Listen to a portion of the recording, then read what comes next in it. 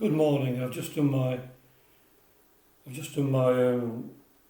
voice for science meditation, so I thought I'd continue by doing a talk on the Bodhisattvas of the Secret Heart, which complements these meditations. So hopefully you'll enjoy this. I've replaced Kuan Yin with the Buddha. I was going to do a talk on Kuan Yin, but I realised there's one page missing from the talk, so I'm going to have to sort that out before I can give that talk. So I'll do this instead. Now I'm going to light the candle of harmony. Make sure I don't burn my finger while I'm doing it, which I've done many times. There's the candle of harmony lit. Hope you enjoy this talk on the Bodhisattvas of the Secret Heart. In this talk, I'm intending to focus upon the Bodhisattva ideal that inspired and motivated the masters, the Theosophical masters, and to show that it was this motive that was the reason for the Theosophical movement coming into being, and no other. I will only have enough time to give a few brief snapshots of the whole subject, but I hope they will inspire you to dig deeper for yourselves. I'll be looking at the subject from 4 different angles, looking at the Bodhisattva in relation to Buddhism, other systems of thought, Theosophy, and the mystical dimension. But first, let us understand what is meant by the term or the word Bodhisattva.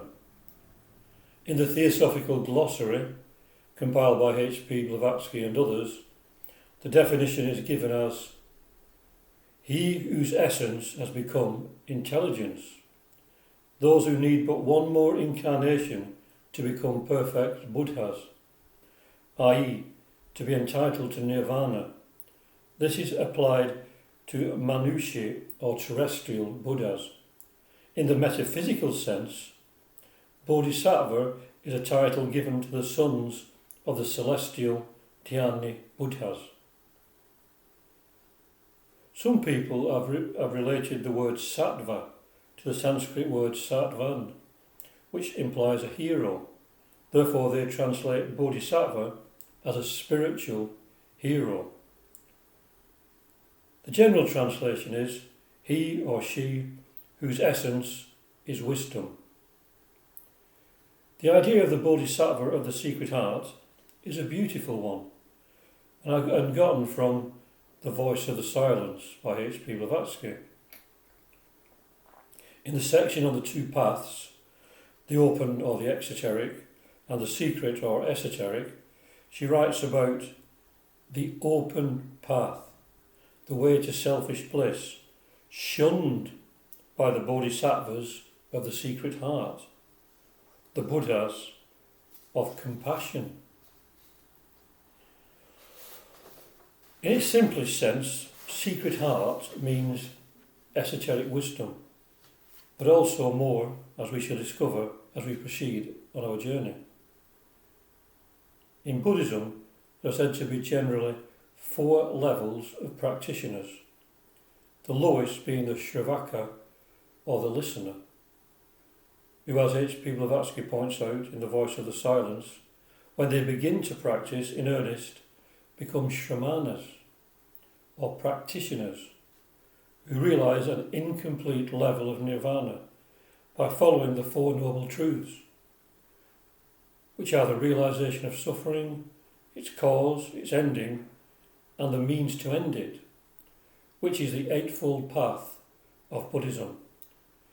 This Eightfold Path is right views, right aspiration, right speech, right conduct, right livelihood, right effort, right mindfulness, and right contemplation.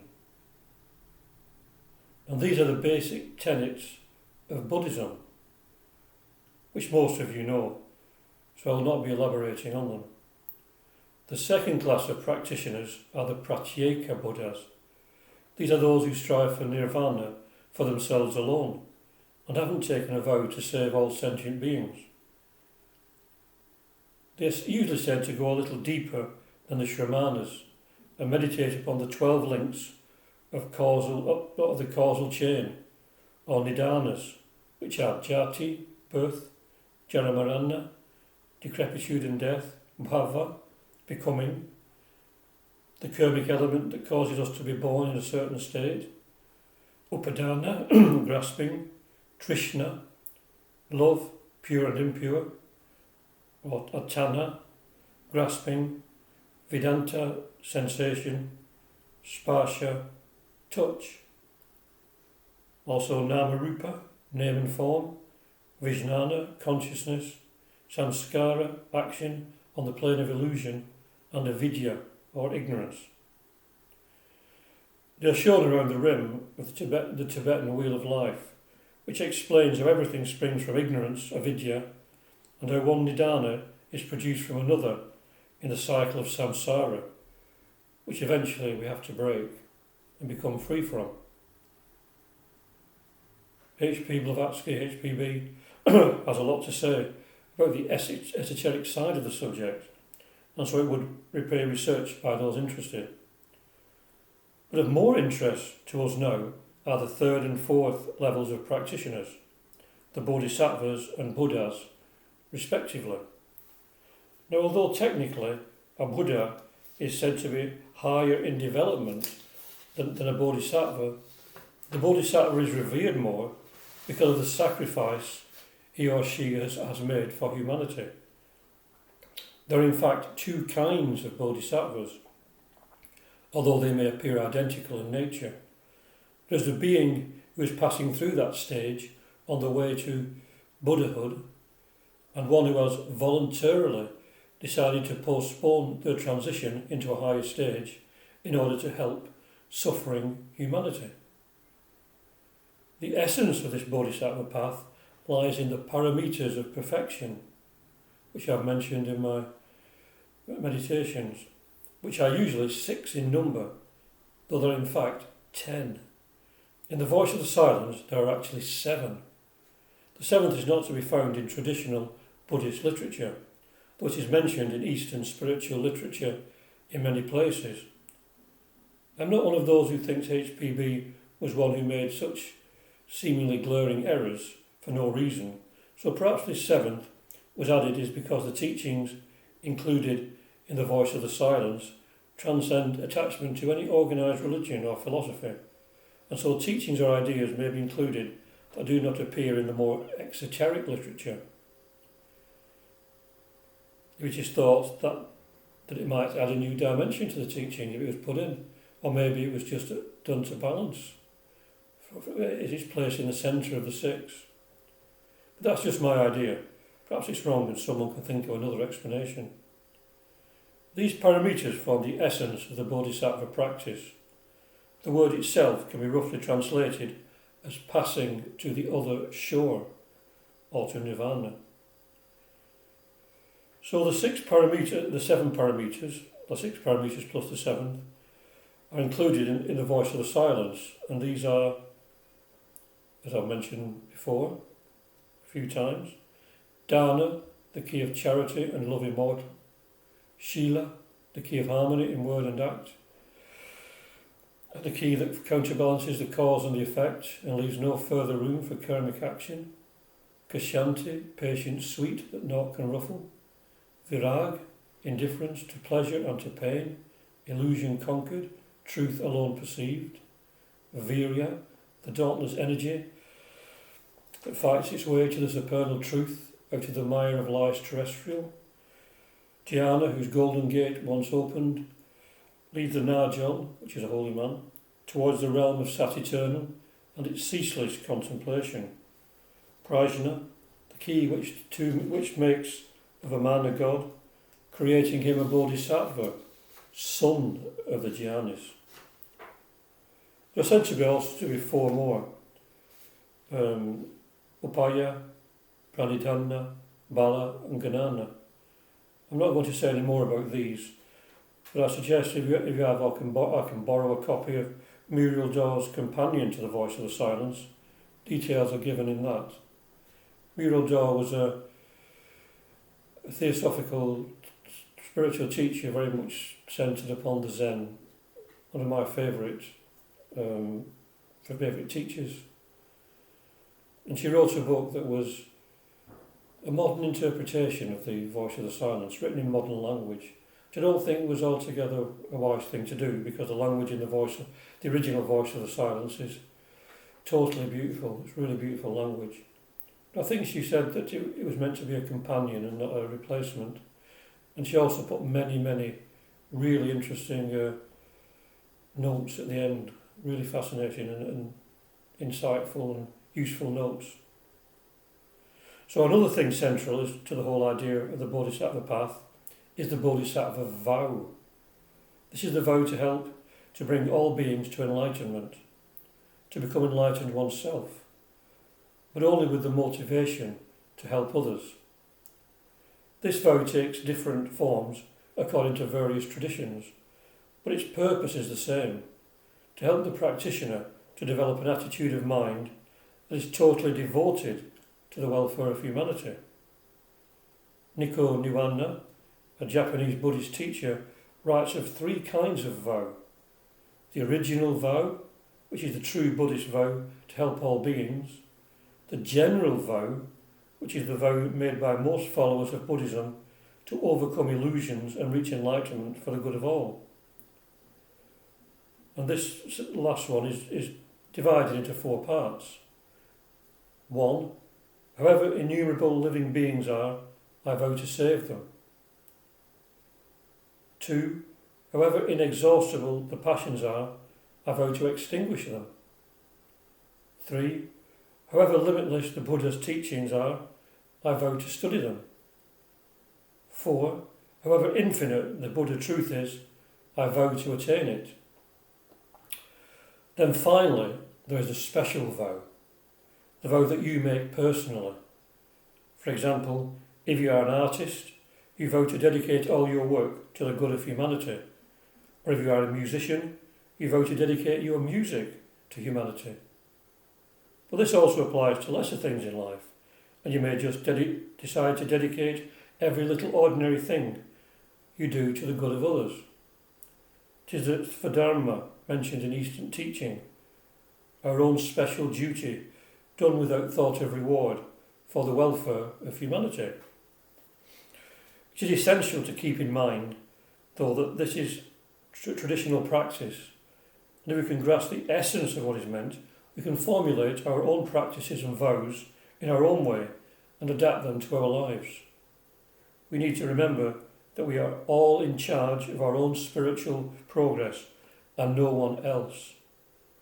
We can never be totally free so long as we are held back by external concepts and ideas. Of course, these are useful and essential at certain stages of our journey, but they must never be allowed to crystallise into hard and fast dogmas. So much guilt is manufactured by the illusions conjured up by these practices, and the feeling of failure we get in not being able to live up to them. We need to do just as much as we feel capable of and no more at our particular stage of development, always working towards something higher. Everything depends upon the determination and motivation of the individual as to how much can be achieved at a certain period of time. Of course, the whole idea of the Bodhisattva is not exclusive to the Buddhist religion. If we are to understand the teachings and the motivation of the Theosophical masters, we need to look at their presence throughout time and in many civilizations. I'll just give a couple of these examples here. In an interesting book written in 1790 by a German author, von Eckarthausen, called Disclosures of Magic, he has this to say concerning the adepts. These sages, whose number is small, are children of the light and are opposed to darkness. They dislike mystification and secrecy. They are open and frank, having nothing to do with secret societies and with external ceremonies. They possess a spiritual temple in which God is presiding. They live in various parts of the earth and do not meddle in politics. Their business is to do as much good to humanity as is in their power. and to drink wisdom from the eternal fountain of truth. He goes on to say that these beings are bound together by the harmony of their souls and are therefore as one.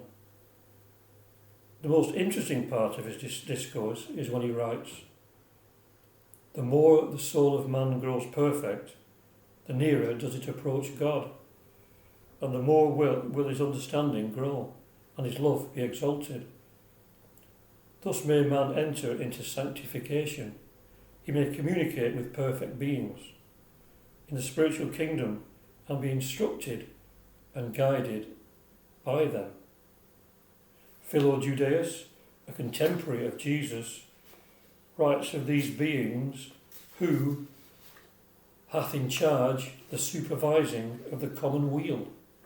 Such men, though in comparison few in number, keep alive the covered spark of wisdom secretly throughout the cities of the world, in order that virtues may not be absolutely quenched and vanish from our humankind. That's amazing. These beings hath in charge the supervising of the common weal. Such men, though in comparison few in number, keep alive the covered spark of wisdom secretly throughout the cities of the world, in order that virtues may not be absolutely quenched and vanish from our humankind. We can relate this directly to Krishna's words from the Bhagavad Gita.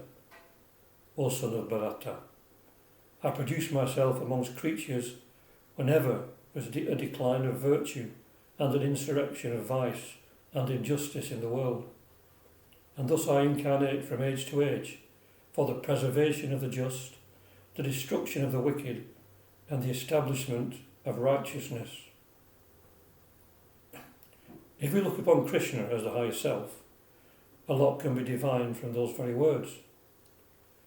Buddhist, Taoist, Hindu legend teem with accounts of the lives and deeds of these adepts, and research into this would reap a rich reward. But of course, we shouldn't be looking for reward. Anyway, I better move on. Another interesting element in this whole subject is that of sacrifice. Bhavani Shankar, in his book The Doctrine of the Bhagavad Gita, discusses the importance of sacrifice. The Sanskrit word for sacrifice is yajna, and he mentions 5 kinds of sacrifice as mentioned in the Bhagavad Gita. These are as follows. 1. Bhuta yajna, service or sacrifice through beneficent thoughts and actions towards all living things. 2. Nara yajna, service of humanity as a sacrifice. 3. Pitri yajna, sacrifice to our spiritual ancestors. 4. Daiva yajna, sacrifice to obtain the guidance of the divine hierarchy. 5. Brahma yajna, the study and meditation on the sacred scriptures. This will lead us to communion with the Guru Parampara, which is the hierarchy and brotherhood of gurus, preceptors and teachers of wisdom, at whose apex is Shiva, the Mahayogi, the patron of all yogis, and can be equated with the silent watcher, with whom a few Theosophies are acquainted, if only intellectually.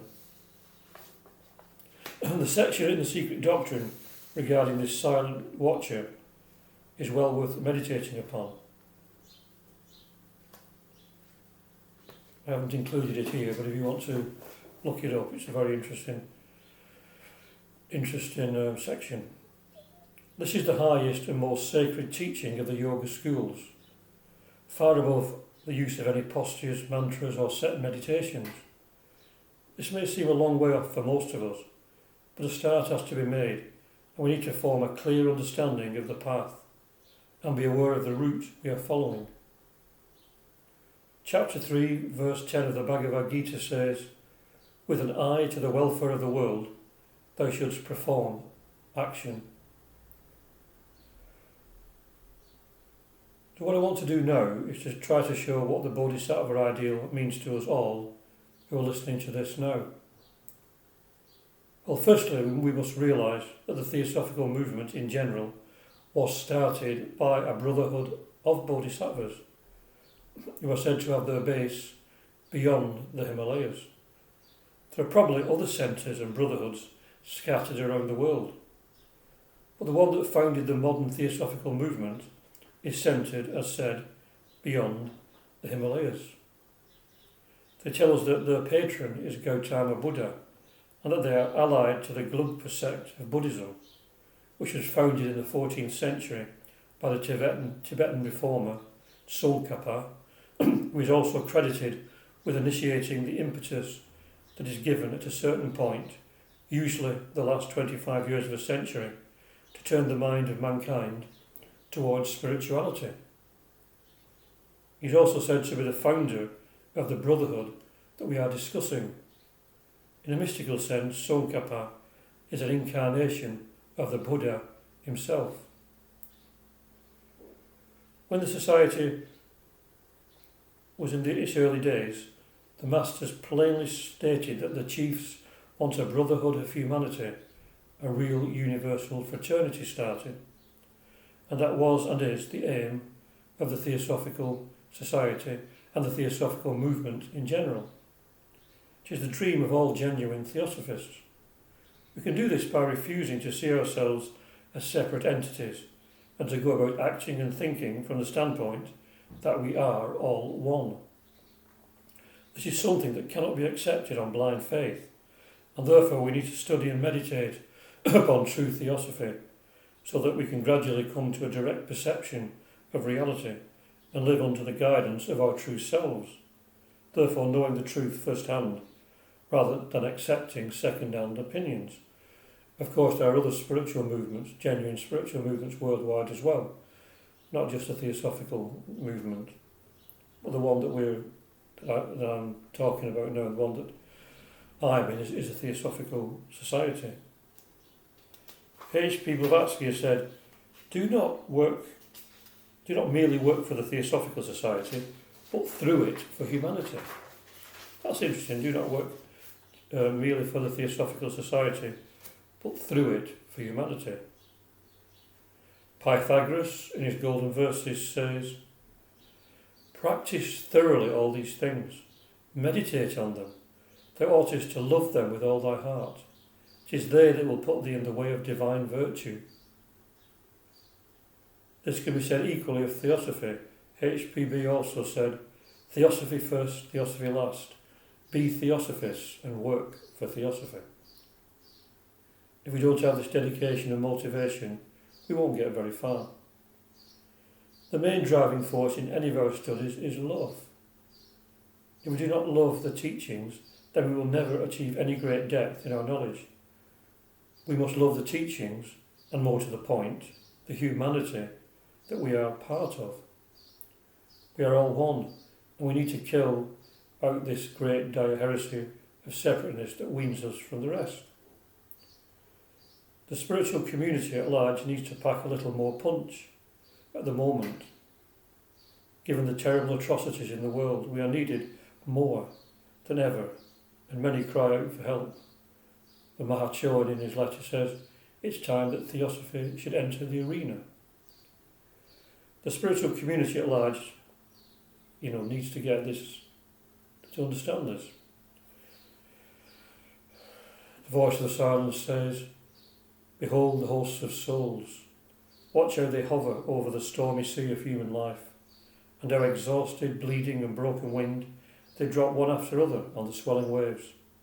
Tossed by the fierce winds and chased by the gale, they drift into the eddies and disappear in the first great vortex.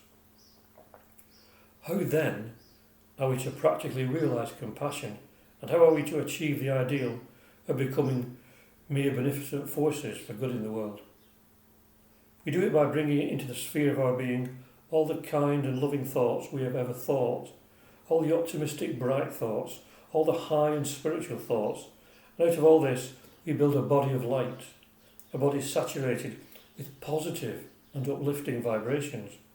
We build this body unconsciously during life, if we are meditative and if we care for others. but its development needs to be boosted consciously if we are to achieve our ends. This body is the gateway to the brotherhood of adepts that we are following. In this cruel world, feelings of exquisite tenderness are of inestimable value, and if everyone who wished to follow the path of Theosophy and genuine spirituality all vowed to be hampered by nothing and to go about thinking good thoughts and doing good works, then all these terrible crimes that are going on at the moment will be greatly reduced, because the thoughts of humanity will be leavened by them. No one can be forced to become a co-worker with the Brotherhood of Adepts, and no one can be blamed for refusing or regarding themselves too weak. But even simple acts done in a spirit of love and compassion have their place. A cup of water when needed or a shoulder to cry on may be all that is required at a certain time. We all build a body of our lower thoughts and emotions, and this survives death for a little while as the shell, as we call it. But this is temporary. The body built of our highest thoughts and our best feelings is eternal and grows from strength to strength with the passing of time. It does not fade out like our lower vehicles. To enter the sphere of the compassionate ones is difficult. If we force ourselves too much, the intense pity that we will feel for humanity may break our hearts, and we will surely die of sorrow. So we need to, by the disciplines mentioned in our books, gradually allow the compassionate heart to grow in us, taking upon ourselves slowly but surely the sorrows of the world, at the same time, by experiences and meditations, finding ways to help to alleviate this suffering.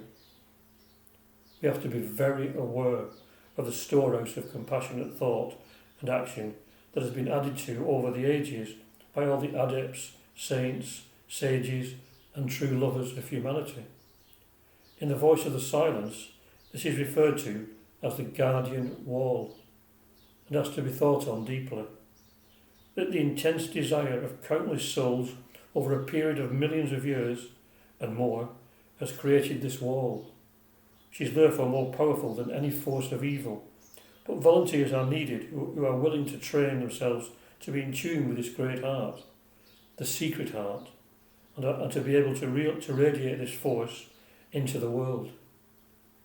If one makes a resolution to one's higher self to do this, it does not matter what outer form the vow takes, so long as it is sincere. Theosophy was ushered into the world for a very specific purpose, and this was to spread the message of brotherhood. As the masters say, it was never meant to be a platform to study magic or occult sciences, unless they are subservient to the message of brotherhood and love.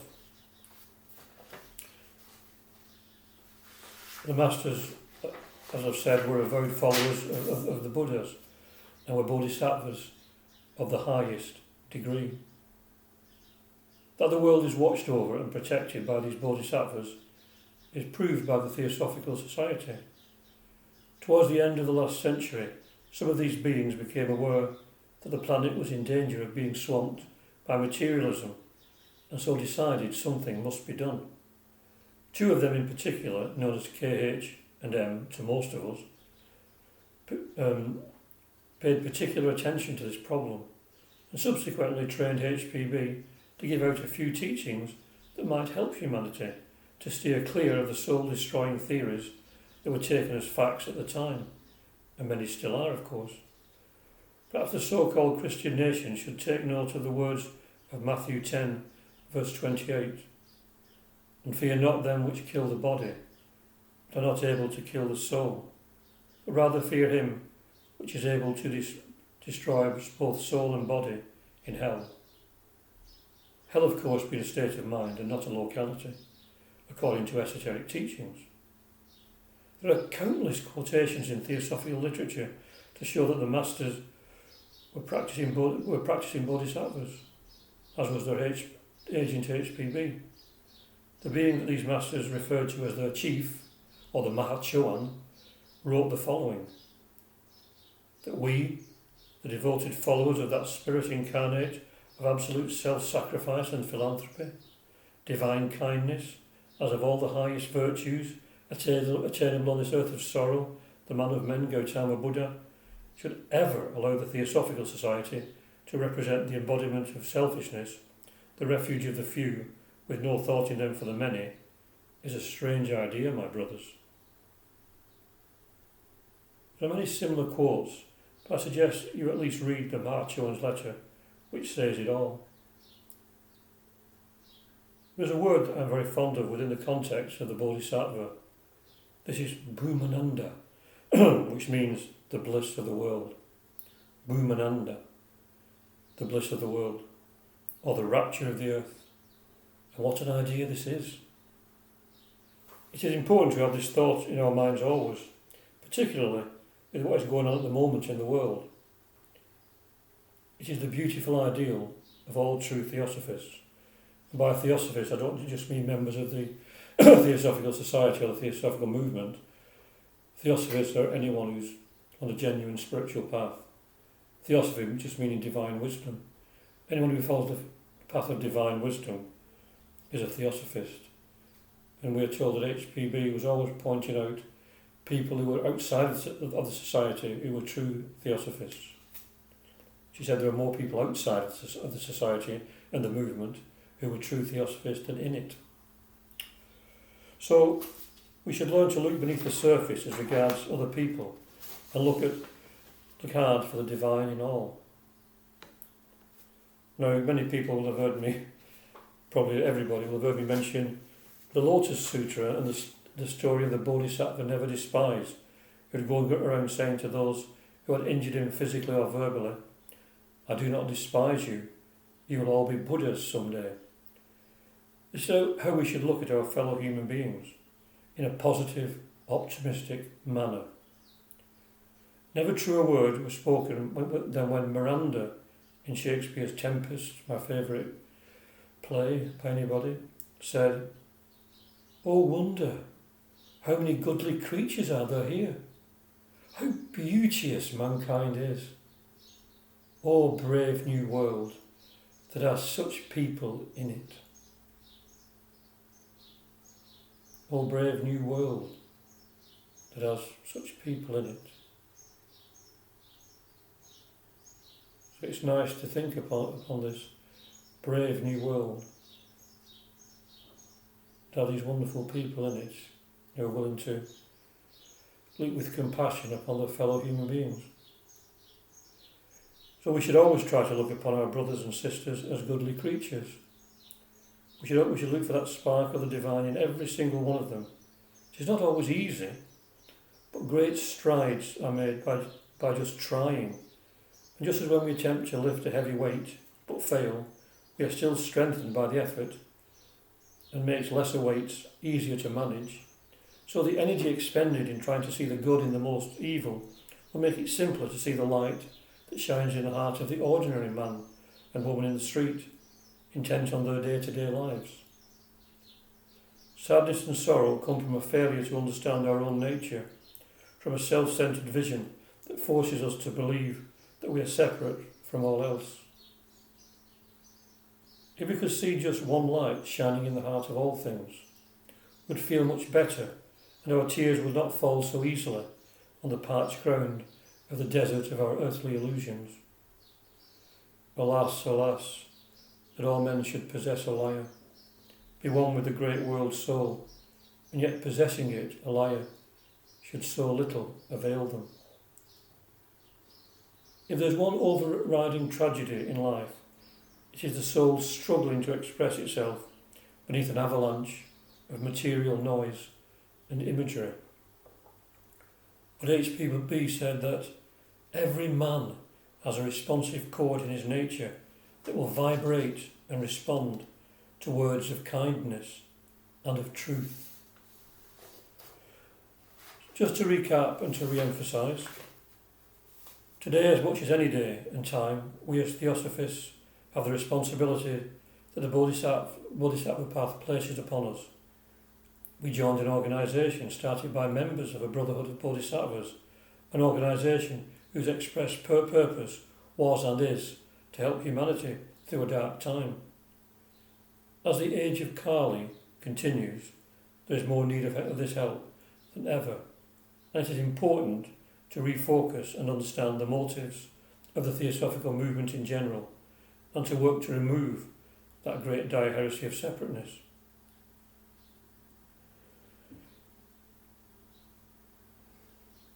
It is easy to feel friendship towards those of like mind, but how are we to feel the same towards those whose lifestyles are opposed to ours? This is the real test. A letter reproduced in the Key to Theosophy by H.P. Blavatsky helps to give us pointers. Talking about a pleasant day she had in Hampstead Heath, and then contrasting this with the poverty and misery in Whitechapel, where she went afterwards to deliver food and flowers, the writer says, "It breaks my heart, this endless, hopeless misery, and the brutish degradation that is at once its outgrowth and root. It is like the banyan tree. Every branch roots itself and sends out new shoots. What a difference between this and the peaceful scene at Hampstead. And yet we who are the brothers and sisters of these poor creatures have only the right to use Hampstead Heaths to gain strength to save Whitechapels." And HPB says elsewhere that we should never despair of humanity, that selfish indifference and brutality are not the natural state.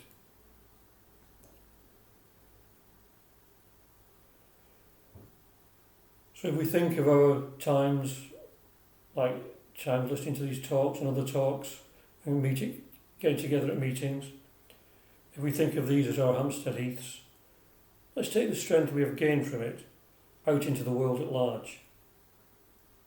We can all do a little bit according to our ability.